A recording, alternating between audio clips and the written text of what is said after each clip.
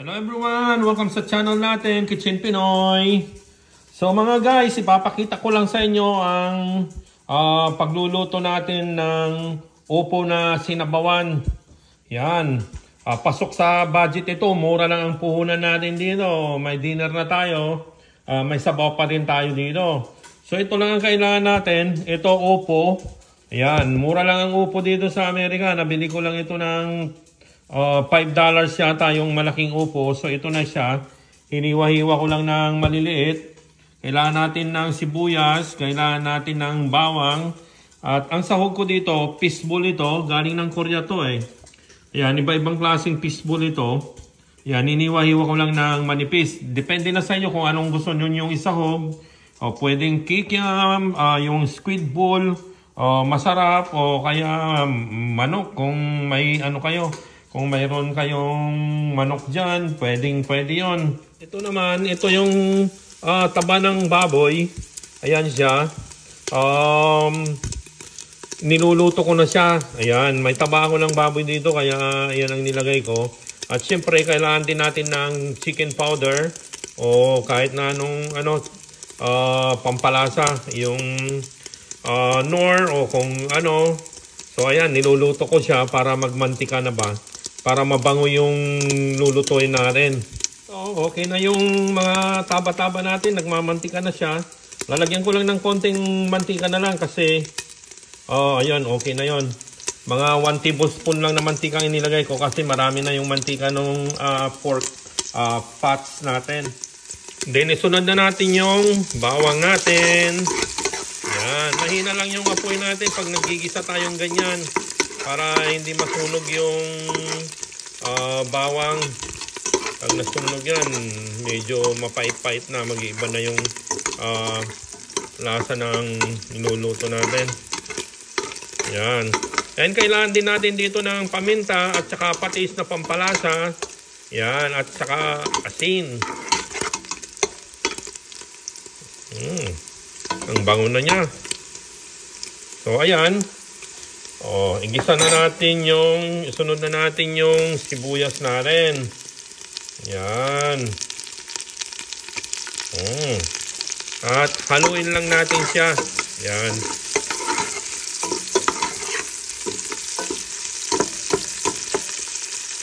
Yan, lutuin natin ng sandali. Yan, yan muna natin siyang ganyan. Ayan, okay na siya. Isunod na rin natin yung fishball natin. Yan, yung fishball, hiniwa-hiwa ko lang siya. Gusto ko siya ng nahiwa-hiwa lang ng saktong hiwa lang. Hindi siya masyadong manipis at hindi naman siya makapal. Ayan. Ayan, igisa lang natin siya ng konti para bumango yung fishball natin. Ayan, nagisa na siya. At ilagay na natin yung sabaw. Yan. Sabawan na natin siya ng depende so kung gaano karami ang gusto ninyong isabaw. And then, ayan natin itong kumulo. Yan. Lagyan na rin natin siya ng paminta. Ito. May paminta tayo dito. Lagyan ko lang ng 1 teaspoon. Then, mix lang natin siya at takpan natin. Ito nga pala, nalimutan kong i-video mga kabayan.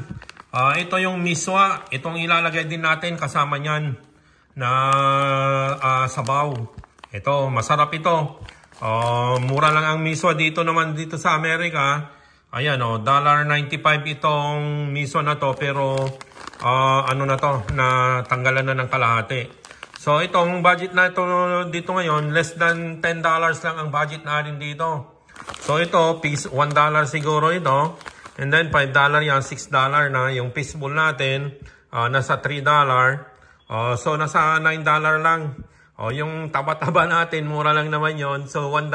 So, sakto siya sa $10 natin na budget. Yan.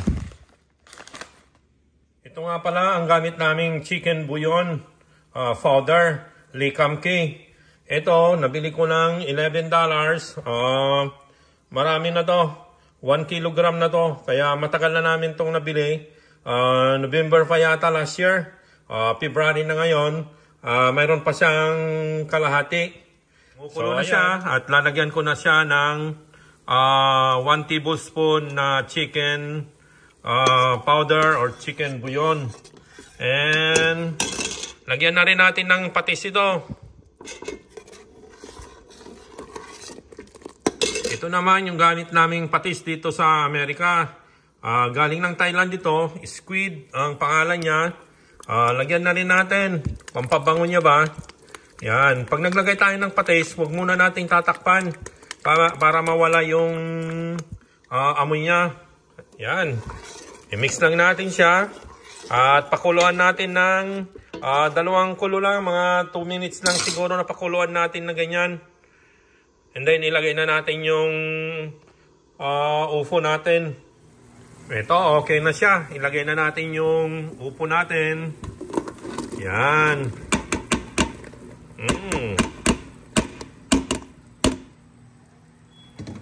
So, ayan. Haluin lang natin. Takpan natin, lutuin natin ito. Saka natin ilagay yung miswa natin. Kasi yung miswa, madali lang naman maluto yun dahil napakanipis lang niya. Yan, lagay na natin yung miswa natin. Tutulin ko lang ng half. Yan. At yan, lalapot ng konti yan eh.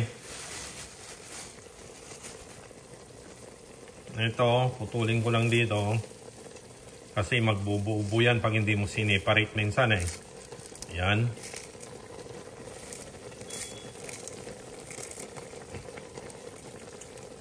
Ito, nagbubuo sila oh. So, ayan. Haluin lang natin. At, lutuin natin ng ilang minuto itong miso natin. O, tingnan nyo, oh. Sarap na yan, oh. Sakto to sa malamig na panahon. Takpan muna natin sandali. Ito na siya, yung sinabawan nating upo. Yan, upo soup na pang winter dito sa Amerika. Yan, less than $10 lang yung budget natin dito, guys. Yan.